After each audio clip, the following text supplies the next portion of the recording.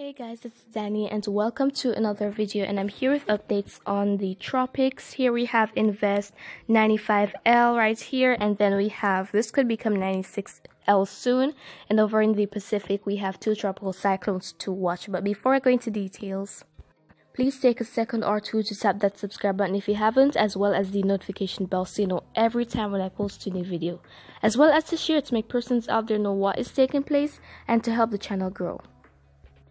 Alright, so before we go to 95L, let's take a look at this new disturbance down here right to the south of the Cape Verde Islands. So this has a 20% chance of formation through the next 5 days, and throughout most of the week, no development is anticipated due to unfavorable upper level winds.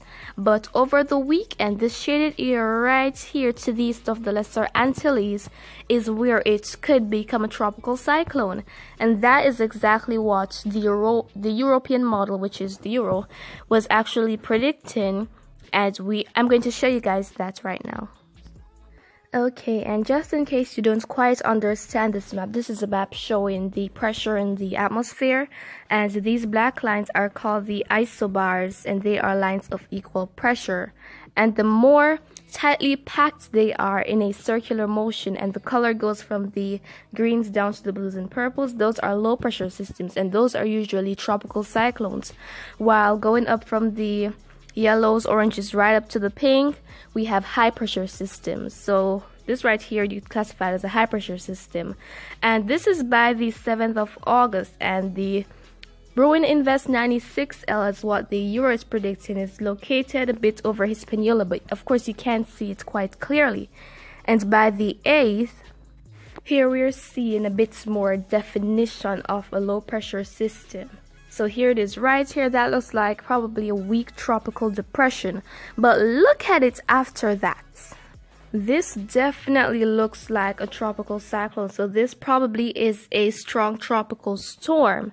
And as what I noticed from their prediction yesterday versus today, it is taking the track a bit lower. So yesterday it was going like this and then going out. Now it is coming more in the Caribbean and then probably going out. So we see that there's a change in the track and probably the intensity. So maybe it's a bit weaker, as that's what the European model is actually predicting. So we don't know if this is going to take place yet, but this can be likely because Euro, one of the best models out there to actually take note from or make your predictions from.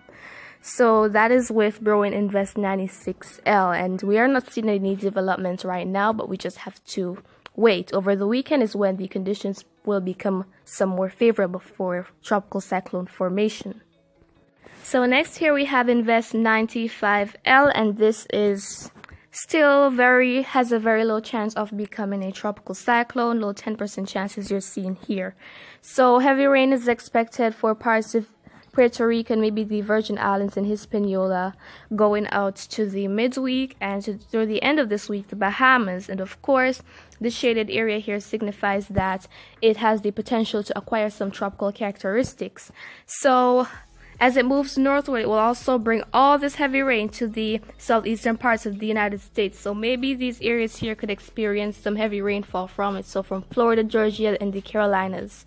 So we have to wait and see. Might go into the US, might not.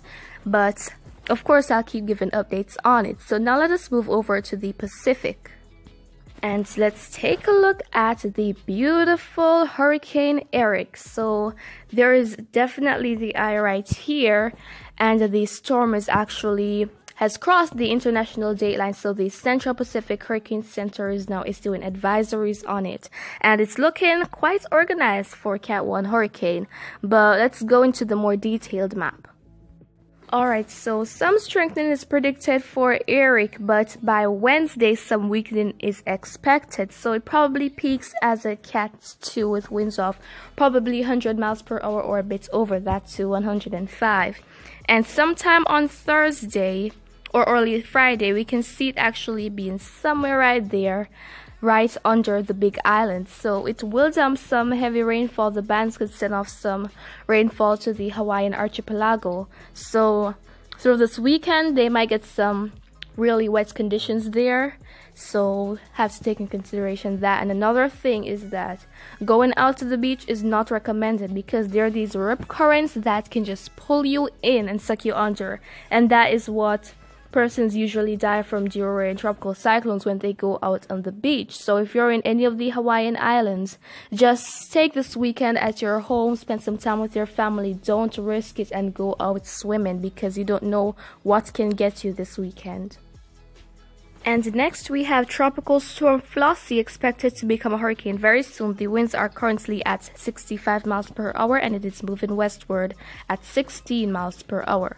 So by late on Wednesday, we could see actually becoming a major hurricane, and then afterwards some weakening is expected for the tropical cyclone.